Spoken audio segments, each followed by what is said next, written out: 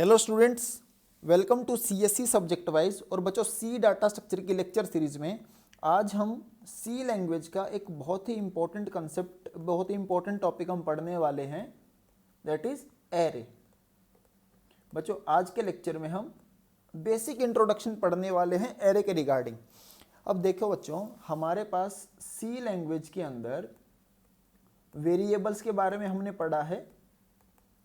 बच्चों, वेरिएबल्स हमारे पास दो तरह के होते हैं। एक्चुअल में दो तरह के वेरिएबल्स हैं हमारे पास। स्केलर वेरिएबल्स हैं। स्केलर वेरिएबल का मतलब क्या हुआ बच्चे? ऐसे वेरिएबल्स जो कि सिंगल डाटा वैल्यू होल्ड कर सकते हैं, सिंगल डाटा वैल्यू होल्ड कर सकते हैं। फॉर एग्जांपल, अगर हम बात करें कि int a is equal to 5 या char b is equal to a या फ्लोट c, तो बच्चों यहाँ पर a, b और c वेरिएबल्स हैं। a, b और c वेरिएबल्स हैं जिनके अंदर एक सिंगल वैल्यू स्टोर हो सकती है।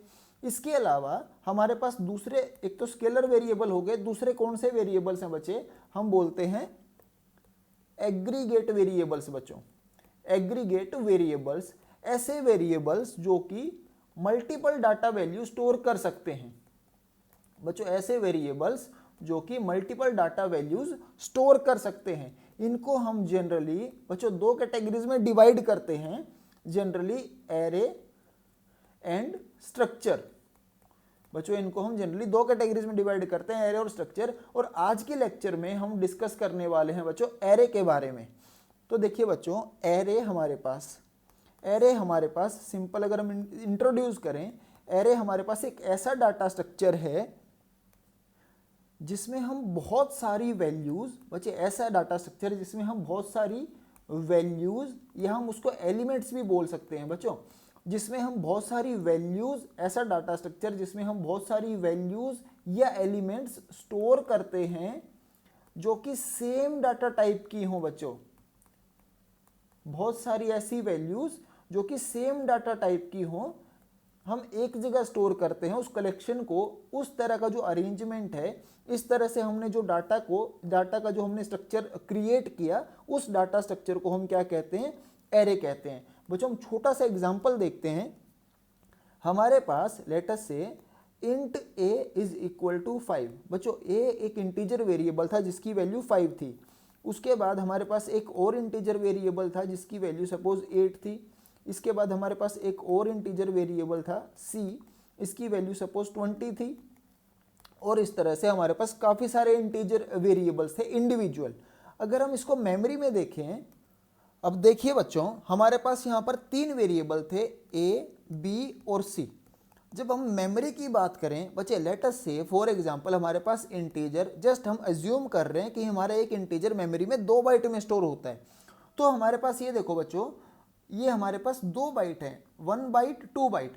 ये पहली 2 बाइट में हमारे पास a वेरिएबल स्टोर था जिसका वैल्यू कितना है बच्चों? 5 है। नेक्स्ट 2 बाइट में क्या वेरिएबल स्टोर है बच्चे? b वेरिएबल स्टोर है जिसका वैल्यू 8 है। उसके बाद नेक्स्ट 2 बाइट में बच्चों हमारे पास c वेरिएबल स्टोर है जिसका वैल्यू 20 है, एंड सो ऑन। हमारे पास यहाँ पर बच्चों ये जो वेरिएबल्स हैं हमारे पास, ये जो इंटीजर वेरिएबल्स हैं जिनको कॉन्टिग्यूअस मेमोरी अलोकेटेड है, यहाँ पर बच्चों कॉन्टिग्यूअस मेमोरी लोकेशन है यहाँ पर इन सभी वेरिएबल्स को एक साथ। तो हमारा एरे डाटा स्ट्रक्चर कुछ ऐसा है कि अगर हम बात करें कि इसको हम क्या बोल सकते हैं, ये हमारा इंटीजर एरे है। बच्चों, ये क्या है? हमारा इंटीजर एरे है। यहाँ पर सेम डाटा टाइप, बच्चों यहाँ पर सेम डाटा टाइप यानी कि इंटीजर डाटा टाइप की काफी सारी वैल्यूज एक साथ हैं। बच्चों, इसको अगर हम बात करें, इसे हम देखें, तो अगर हम इसको डिफाइन करना चाहें तो बच्चों इसको हम कैसे लिखेंगे? Int a of, suppose for example हमारे पास एरे के अंदर 5 एलिमेंट थे सपोज। बच्चों, अब यहां पर इसका क्या मतलब है कि a हमारे पास एक एरे है। बच्चे, ये एरे का नाम है, एरे नेम है, ये एरे का नाम है कि हमारे पास a एक एरे का नाम है, ये उसका डाटा टाइप है बच्चे कि किस तरह का एरे है, किस तरह के एलिमेंट्स हैं यहाँ पर। और ये क्या है बच्चे? इस एरे का साइज है कि यहाँ पर कितने एलिमेंट्स हैं। सो इसको हम कैसे रीड कर सकते हैं बच्चे? ए array A has 5 elements of integer type.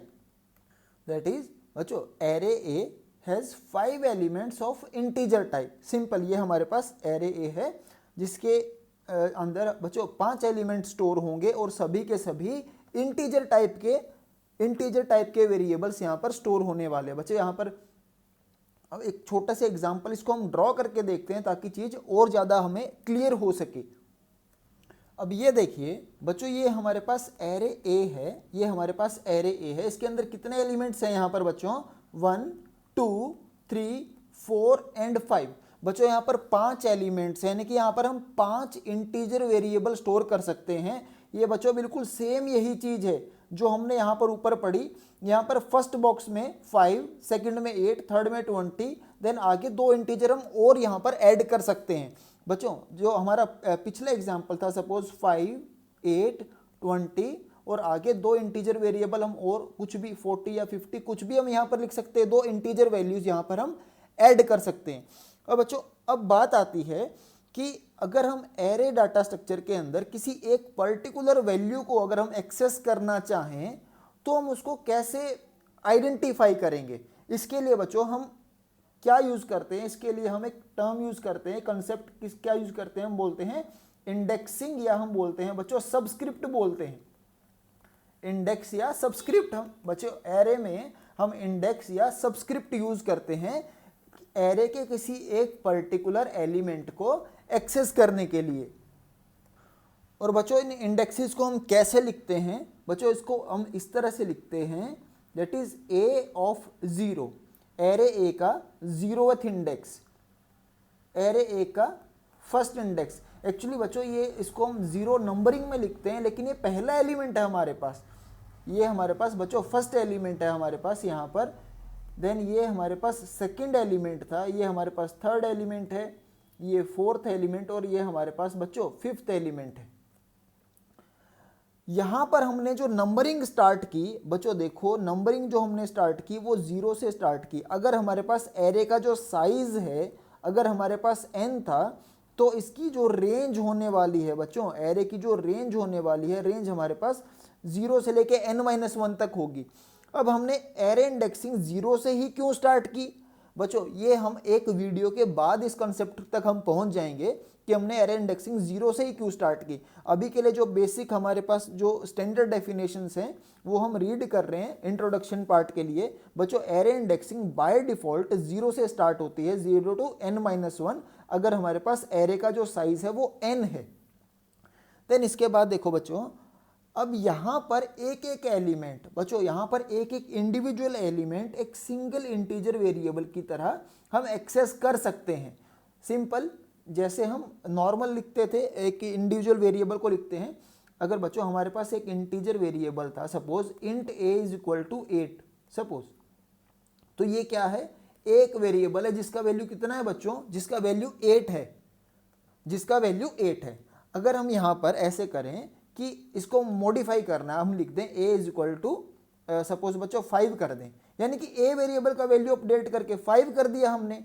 बिल्कुल सेम उसी तरह हम यहाँ पर भी अपडेशन कर सकते हैं बच्चों। अगर हम बोलें a ऑफ 0 का वैल्यू सपोज 10 कर देते हैं, तो अब ये क्या है बच्चे? एरे a उसका जो फर्स्ट इंडेक्स है, यानी कि फर्स्ट एलिमेंट है, उसका वैल्यू क्या असाइन कर दो? 10 कर दो। तो a ऑफ 0 को सिंपल हम क्या कर देंगे? 10 कर देंगे बच्चे। देन इसके बाद अगर हम बोलें प्रिंट एफ a ऑफ 3 बच्चे, जैसे यहाँ पर करते थे ना सिंपल वेरिएबल के लिए कि प्रिंट एफ a, तो यहाँ पर वेरिएबल के अंदर जो वैल्यू है वो स्टोर हो जाती है, प्रिंट हो जाएगी हमारे पास। यहाँ पर 5 प्रिंट हो जाएगा। सेम उसी तरह अगर हम यहाँ बोलें प्रिंट एफ a ऑफ 3, तो a ऑफ 3 के अंदर जो वैल्यू है, a ऑफ 3 के अंदर जो वैल्यू है बच्चों, ये वैल्यू हमारे पास प्रिंट हो जाएगी, दैट इज 40 यहाँ पर प्रिंट हो जाएगा। अब यहाँ अगर हम देखें बच्चों, ये जो एरे हमने लिया इसको हमने इस एग्जांपल से लिया था कि हमारे पास जो एरे स्टार्ट हुआ बच्चों, जो हमारे पास एरे स्टार्ट हुआ, एरे हमारा किस एड्रेस से स्टार्ट हुआ था? 1000 एड्रेस से स्टार्ट हुआ था बच्चों। ये हमने जस्ट एज्यूम किया, कोई भी वैल्यू ले सकते हो। 1000 एड्रेस से हमारा एरे स्टार्ट हुआ। तो लेटर से और एक इंटीजर हमारा 2 बाइट में स्टोर था, तो ये हम अज्यूम कर लेते हैं कि हमारा जो एरे है वो 1000 एड्रेस से स्टार्ट हुआ था। तो देखो बच्चों 1000 एंड 1001 एड्रेस पे क्या चीज स्टोर थी? इंटीजर वेरिएबल, पहला इंटीजर वेरिएबल स्टोर था। तो दूसरा इंटीजर वेरिएबल कहां पर स्टार्ट हुआ बच्चों? दूसरा इंटीजर वेरिएबल हमारा स्टार्ट हुआ 1002 से, तीसरा इंटीजर वेरिएबल 1004 से, नेक्स्ट इंटीजर वेरिएबल 1006 पे, उससे अगला इंटीजर वेरिएबल 1008 पे। बच्चों इनका जो पहला एड्रेस है ना सिर्फ वही काउंट होता है, बाद वाला एड्रेस कभी भी नहीं लिखा जाता। तो अब ये देखिए बच्चों, अगर हम यहाँ पर एड्रेसिंग करें, जो सेकंड एलिमेंट होगा वो कहाँ होगा बच्चों? 1002 एड्रेस पे, नेक्स्ट एलिमेंट 1004 एड्रेस पे, नेक्स्ट एलिमेंट 1006 एड्रेस पे, और उससे अगला एलिमेंट, लास्ट एलिमेंट 1008 एड्रेस पे। यानी कि टोटल जो एरे का रेंज है 1000 से लेके 1009 तक होगा बच्चे। जो इसका रेंज है यहाँ पर बच्चों, यहाँ इतना होगा हमारे पास 10 बाइट का, क्योंकि एक इंटीजर 2 बाइट का है तो 5 इंटीजर हमारे पास 10 बाइट का हो गया बच्चों। अब एक और इंपॉर्टेंट चीज बच्चों ध्यान रखना, जब भी हम इस तरह से एक सिंपल वेरिएबल को डिफाइन करते हैं बच्चों, अगर हम यहाँ पर बात करें, एक वेरिएबल था जिसके अंदर वैल्यू क्या था? 5, ए वेरिएबल का एड्रेस कितना था? 1000। अगर हम यहाँ पर कहें प्रिंट एफ ए, तो बच्चों क्या प्रिंट होने वाला है? Value inside that variable, a variable के अंदर जो वैल्यू थी वो प्रिंट होने वाली है। तो यहां पर क्या प्रिंट होगा? 5 प्रिंट होगा। लेकिन एरे के केस में ऐसा नहीं है बच्चों, ध्यान रखना। एरे के केस में अगर मैं एरे का नाम लिखता हूं यहां पर प्रिंट एफ ए, बच्चों यहां पर ए मेरा एरे था, प्रिंट एफ ए अगर हम ऐसे लिखते हैं तो बच्चों एरे का नाम मीन्स एरे का बेस एड्रेस यहां पर प्रिंट होने वाला है। बच्चों यहां पर जो आउटपुट आएगा वो 1000 आने वाला है। इसको ध्यान रखना बच्चे, इसको यहां पर गलती मत करना। जो नॉर्मल वेरिएबल है, नॉर्मल वेरिएबल का नाम मतलब वैल्यू इनसाइड दैट वेरिएबल, लेकिन एरे का नाम मतलब एरे का बेस एड्रेस, एरे का बेस एड्रेस यहां पर प्रिंट होगा बच्चों।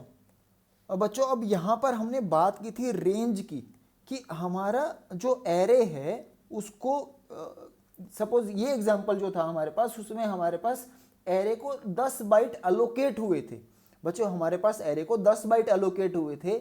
लेकिन बच्चों जो 10 बाइट अलोकेट हुए, अगर मेरा एरे यहाँ पर 1000 से लेके बच्चों यहाँ पर 1000 और 1009 इसके पास था, लेकिन अगर मेरा एरे गलती से 1010 इस मेमोरी को अगर एक्सेस करने लग जाए तो क्या होगा? I mean, अगर बच्चों हमारा एरे जो है आउट ऑफ रेंज, अगर हमारा एरे आउट ऑफ रेंज चला जाए एक्सेस के टाइम, रन टाइम पे अगर आउट ऑफ रेंज कुछ एक्सेस करने लगे तो बच्चे उसके क्या क्या साइड इफेक्ट्स हो सकते हैं, बहुत इंपॉर्टेंट है वो। हम एक छोटे से एग्जांपल पे देखते हैं, ध्यान से देखना बच्चे इसको।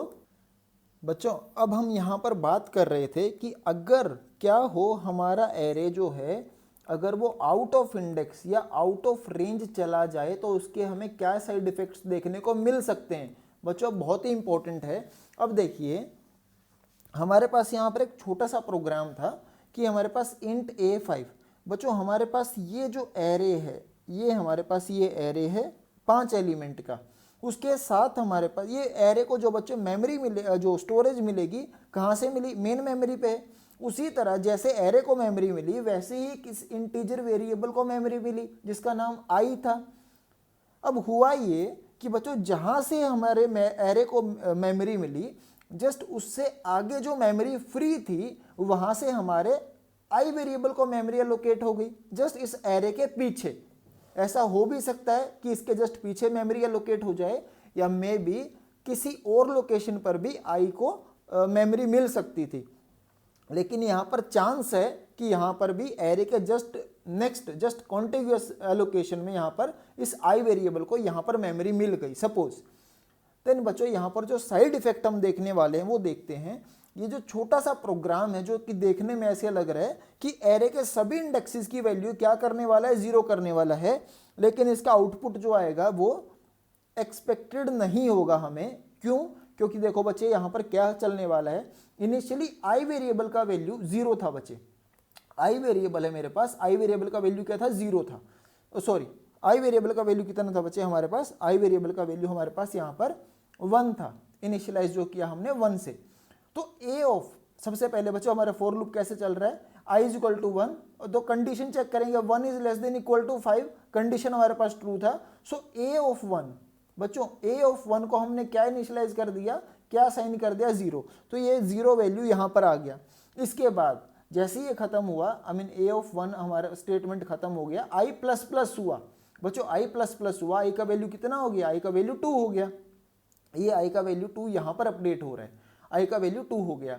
देन उसके बाद फिर से कंडीशन चेक हुआ, इसके बाद कंडीशन चेक हुआ whether 2 is less than equal to 5, condition true था, तो इस बार आई का वैल्यू 2 है बच्चों, ए ऑफ 2 0 कर दिया, ये ए ऑफ 2 0 हो गया। इसके बाद फिर अपडेट हुआ, then 3 less than equal to 5, condition true, ये भी 0 हो गया, आई का वैल्यू 3 था। इसके बाद फिर से अपडेट हुआ, आई का वैल्यू कितना हो गया बच्चों, 4 हो गया, आई का वैल्यू 4 हो गया, लेट अस से यहाँ पर ये आई का वैल्यू 4 हो गया। अब आई का वैल्यू आई का वैल्यू 4 हो गया, that is 4 is less than equal to 5, condition हमारे पास ट्रू है। तो यहाँ पर इस बार क्या होने वाला है, ए ऑफ 4 को 0 कर दो बच्चों, हमने ए ऑफ 4 को 0 बना दिया यहाँ पर। अब देखो क्या होगा, आई का वैल्यू ए ऑफ 4 0 हो गया, आई का वैल्यू यहाँ से गया, इंक्रीमेंट हुआ, आई प्लस प्लस हुआ। अब आई प्लस प्लस हुआ, इसका मतलब 5 हो गया बच्चों, 5 हो गया। अब यहाँ पर ये क्या करेगा, ए ऑफ 5 बच्चों, बाय डिफॉल्ट ये ए ऑफ 5 को कहाँ पर रीड करने वाला है, a of 0, a of 1, a of 2, a of 3, a of 4, then इसके बाद ए ऑफ 5, इससे जस्ट नेक्स्ट जो लोकेशन है उसको ये कैसे रीड करने वाला है बच्चों, ए ऑफ 5। और ए ऑफ 5 एक्चुअल में इस एरे का रेंज से बाहर था, इस एरे की रेंज से बाहर है बच्चों ये मेमोरी, लेकिन फिर भी इस प्रोग्राम में ये एरे जो है इस आउट ऑफ रेंज मेमोरी को एक्सेस कर रहा है। एक्चुअल में था क्या, ये एक्चुअल में किसी और वेरिएबल की मेमोरी थी, आई वेरिएबल की मेमोरी थी। यहाँ पर इसको अपडेट किया, ए ऑफ 5 क्या कर दो, 0 कर दो बच्चों। अगर यहाँ पर 0 कर दिया, यहाँ पर 0 कर दिया, ये 5 0 हो गया। अब फिर से कंडीशन चेक हो रही है, आई प्लस प्लस कर दो, अब आई का वैल्यू 0 हो गया, यानी कि इस आई के लिए तो ये लोकेशन है बच्चों, आई के लिए लोकेशन थी, आई की वैल्यू 0 हो गई, तो आई प्लस प्लस कर दो, तो ये कंटेंट फिर से 1 हो गया। फिर से कंडीशन चेक होगी, 1 is less than equal to 5, condition true है। फिर से क्या करो, a of 1 equal to 0, a of 1 equal to 0 यानी कि 0 को अपडेट किया 0, फिर से आई इंक्रीमेंट होगा 2, और ये बच्चों लूप ऐसे ही चलता रहेगा, यानी कि हम यहाँ पर इनफाइनाइट लूप में स्टक हो जाएंगे बच्चों। ये हमारे पास साइड इफेक्ट है, इस तरह की प्रॉब्लम आ भी सकती है, हमेशा आएगी ऐसा कोई जरूरी नहीं, लेकिन आ सकती है, पॉसिबिलिटी है, अगर हमारा array out of index, out of range memory को अगर एक्सेस करता है तो। अब ये देखिए बच्चों, यहाँ पर ये जो प्रोग्राम है, ये प्रोग्राम को अगर हम थोड़ा मॉडिफाई करना चाहें कि इस फॉर लूप की जगह हम वाइल लूप यूज करना चाहें, और सेम इंप्लीमेंटेशन हम करना चाहें कि एरे ए के जितने भी वैल्यूज है, जितने भी इंडेक्सेस हैं यहाँ पर सबको हम 0 असाइन करना चाहते हैं, तो ये कोड एक्चुअल में यहाँ पर बिल्कुल ठीक काम करने वाला है बच्चों। इसको ध्यान से देखिए, इसको हम कैसे एक्सेस करेंगे। यहाँ पर हमारे पास इनिशियली आई वेरिएबल का जो वैल्यू था 0 था बच्चों, यहाँ पर वैल्यू 0 है, तो 0 is less than 5 condition true है। Then a of i plus plus बच्चों, अब ध्यान से देखिए, अब यहाँ पर बच्चों ये पोस्ट इंक्रीमेंट है, यानी कि पहले ए ऑफ आई यानी कि ए ऑफ 0, पहले ए ऑफ 0 में वैल्यू ए ऑफ 0 में वैल्यू ये असाइन होने वाली है, ए ऑफ 0 में ये वैल्यू असाइन होने वाली है। इसके बाद फिर आई प्लस प्लस होगा, यानी कि ए ऑफ 0 में क्या वैल्यू चली गई, 0, इसके बाद आई प्लस प्लस हो गया, 1 हो गया, यानी कि यहां पर भी 1 हो गया, सिंपल। अब यहां पर बच्चों इसके बाद फिर से कंडीशन चेक हुई, आई यानी कि 1 लेस देन 5, कंडीशन ट्रू है फिर से। फिर इसके बाद क्या हुआ बच्चों, ए ऑफ 1, इसके बाद अब ए ऑफ 1 का वैल्यू क्या कर दो, साइन 0 कर दो, तो यहाँ पर 1 लेस देन 1 का वैल्यू 0 असाइन कर दो, ये 0 हो गया। इसके बाद आई प्लस प्लस हुआ, यानी कि अब आई का वैल्यू 2 हो गया बच्चों। इस तरह से ये हमारे पास 0 0 और 0। जब यहाँ पर आई का वैल्यू 4 था, 4 लेस देन 5, तो ए ऑफ 4 बच्चों, ए ऑफ 4 हम यहाँ पर क्या असाइन कर देंगे, ए ऑफ 4 को 0 हमने असाइन कर दिया। इसके बाद आई का वैल्यू प्लस प्लस हुआ, यानी कि आई का वैल्यू फाइनली 5 हो गया, तो 5 लेस देन 5, अब ये कंडीशन फॉल्स हो गई, तो अब हमारा एरे जो एरे है यहाँ पर आउट ऑफ इंडेक्स नहीं जा रहा बच्चों। देखो ध्यान से, अगर हमारे पास यहाँ पर a ऑफ प्लस प्लस आई होता तो जो प्रॉब्लम हमें इस कोड में आई थी सेम प्रॉब्लम हमें यहाँ पर आने वाली है। क्योंकि बच्चों अब क्या है, अब हमारे पास पहले इंडेक्स आई का वैल्यू इंक्रीमेंट होगा, उसके बाद यहाँ पर असाइनमेंट होने वाला। आई का वैल्यू इनिशियली 0 था हमारे पास, तो a of i plus plus i मतलब पहले i का वैल्यू इंक्रीमेंट करेंगे, यानी कि i का वैल्यू 1 हुआ। बच्चों यहाँ पर i का वैल्यू 1 हुआ, 0 से 1 हुआ। तो अब यहाँ पर जो पहला असाइनमेंट हो रहा है वो डायरेक्टली a ऑफ 1 में हो रहा है हमारे पास, यानी कि a ऑफ 1 में 0 आ गया। सेम इसी तरह फिर i इंक्रीमेंट होगा, फिर 0 0 और 0।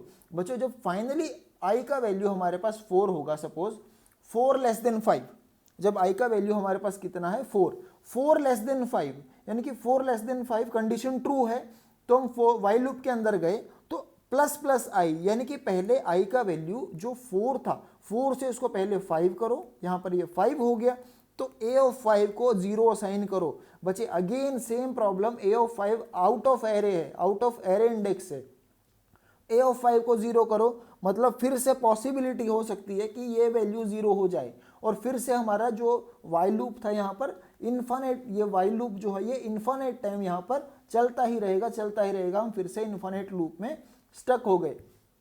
तो बच्चों ये काफ़ी इंपॉर्टेंट प्रॉब्लम है कि एरे हम सिर्फ इसकी रेंज, जितनी मेमोरी उसको अलोकेट की गई है, सिर्फ उसी में उसको यूज़ करेंगे। अब देखिए बच्चों, अगर हम एरे इनिशियलाइजेशन की बात करें, बच्चों अगर हम एरे इनिशियलाइजेशन की बात करें तो बहुत ही सिंपल सिंटेक्स है हमारे पास। अगर हम ऐसे लिखते हैं बच्चों, int a of 5 will be equal to 1, 2, 3, 4, 5, कि हमारे पास a एक इंटीजर टाइप एरे है जिसमें 5 एलिमेंट स्टोर हैं बच्चों, 1, 2, 3, 4, 5, और यहाँ पर सिंपल ऐसे। अगर हम डायरेक्टली पूरे एरे को किसी एक ही वैल्यू से सपोज इनिशियलाइज करना चाहते हैं तो हम डायरेक्टली उसको ऐसे लिख सकते हैं। यहाँ पर क्या मिलने वाला है, हमें एक एरे मिलने वाला है जहाँ पर 5 एलिमेंट होंगे और सभी के सभी हमारे पास क्या होंगे बच्चों, 0 होंगे। अगर हम इस तरह से लिखते हैं int a of 5 equal to 1, 2 and 3, बस बच्चों हमारे पास एरे का साइज तो 5 था, लेकिन हमने एलिमेंट यहाँ पर कितने इनिशियलाइज किए, सिर्फ 3 ही किए। तो क्या होगा 1, 2, 3, और बाकी जितने भी प्लेसेस यहाँ पर बच गई वो ऑटोमेटिकली यहाँ पर 0 से फिल हो जाएंगी। देन अगर इसके बाद हम यहाँ पर बच्चों एरे का जो साइज है इसको अगर यहाँ पर एम्प्टी भी छोड़ दें 1, 2, 3, 4, 5, तो भी हमारा कंपाइलर जो है यहाँ पर एक चीज़ काउंट करके कि यहाँ पर कितने एलिमेंट्स है, इसका जो साइज है यहाँ पर प्रिडिक्ट करके उतनी साइज की मेमोरी, सपोज यहाँ पर 10 बाइट, इसको इस एरे को अलोकेट हो जाएगी। बच्चों लेट अस से हमारे पास एक छोटा सा प्रोग्राम है जहाँ पर हमारे पास एक इंटीजर एरे है जिसके इंटीजर एरे a है जिसका साइज 5 है, इंटीजर एरे b है जिसका साइज 5 है। बच्चों a के अंदर 5 एलिमेंट है, एरे a के अंदर 5 एलिमेंट है, एरे b के अंदर 5 एलिमेंट है, दोनों ही एरे हमारे पास इंटीजर टाइप के हैं। हमारे पास int i is equal to 0, i हमारे पास एक इंटीजर वेरिएबल है, और यहाँ पर हम क्या करना चाहते हैं, यहाँ पर हम ये इंप्लीमेंट करना चाहते हैं कि एरे b का जो भी कंटेंट है वो एरे a में कॉपी हो जाए। तो ये बच्चों हमारे पास, ये देखिए बच्चों हमारे पास एरे a है, एरे b है। एरे a के indexes a0, a1, a2, a3, a4, b array है हमारे पास, इसके इंडेक्सेस बच्चों हमारे पास b of 0, b1, b2, b3, b4 इस तरह हो जाएंगे। एरे a का बेस एड्रेस कितना था बच्चों 1000, एरे b का बेस एड्रेस कितना है 2000। i वेरिएबल था हमारे पास इंट i, इसका इनिशियल वैल्यू 0 था बच्चों। अब हम ये चाहते हैं यहाँ पर ये वाइल लूप चले, हमारे पास i का वैल्यू यहाँ पर इंक्रीमेंट होगा, वैल्यू एक बार यहाँ से यहाँ पर कॉपी हो, उसके बाद i प्लस प्लस हो जाए, फिर कंडीशन चेक हो। बच्चों हम यहाँ पर जो सोच रहे हैं कि ऐसा होगा कि a of i equal to b of i, तो a ऑफ 0 का जो वैल्यू है, इनिशियली i का वैल्यू 0 था, a ऑफ 0 का वैल्यू b ऑफ 0 में कॉपी हो जाएगा, that is a of 0 means b of 0, इसका वैल्यू कॉपी हो गया a ऑफ 0 में, यहाँ वैल्यू 1 आ जाए, उसके बाद i प्लस प्लस हो गया 1, फिर कंडीशन चेक होगी 1 लेस देन 5। लेकिन बच्चों यहाँ पर ऐसा नहीं होने वाला, यहाँ पर ऐसा क्यों नहीं होने वाला, यहाँ पर ऐसा इसलिए नहीं होने वाला क्योंकि हम सेम स्टेटमेंट के अंदर बच्चों, सेम सिंगल स्टेटमेंट के अंदर हम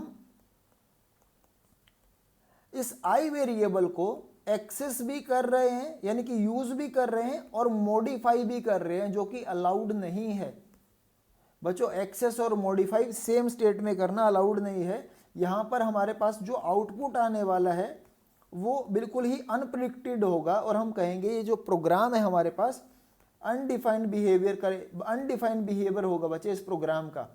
आप चाहे तो इस प्रोग्राम को एज इट इज अपनी मशीन पे आप जरूर रन करके देखिए। जो डिजायर्ड आउटपुट है, यानी कि ए का कंटेंट 1 2 3 4 5 वो प्रिंट नहीं होने वाला बच्चों। इसके लिए हमें क्या करना पड़ेगा, इसके लिए हमें इस मिस्टेक को रेक्टिफाई करना पड़ेगा कि हम सेम स्टेटमेंट के अंदर आई को अपडेट भी कर रहे हैं और आई को एक्सेस भी कर रहे हैं, यूज भी कर रहे हैं। तो यानी कि हमें एक स्टेटमेंट के अंदर तो इसको यूज करना है, दूसरी स्टेटमेंट में इसको मॉडिफाई कर सकते हैं हम। देन इसके बाद अगर बच्चों हम इसको इस तरह से मॉडिफाई करें हमारे कोड को, यहाँ पर सिंपल पहले असाइनमेंट होगा, उससे नेक्स्ट स्टेटमेंट में आई वेरिएबल को हम अपडेट करेंगे। तो अब यहाँ पर बच्चों हमारे पास इस प्रोग्राम का जो आउटपुट है वो बिल्कुल करेक्ट आने वाला है। सारी की सारी वैल्यूज हमारे पास यहाँ कॉपी हो जाएंगी और हमारा आउटपुट ए का और बी का जो कंटेंट है वो बिल्कुल सेम हो जाएगा। तो चलिए बच्चों, नेक्स्ट वीडियो लेक्चर में एरे के कुछ और इंपॉर्टेंट कंसेप्ट्स हम डिस्कस करेंगे। Thank you so much.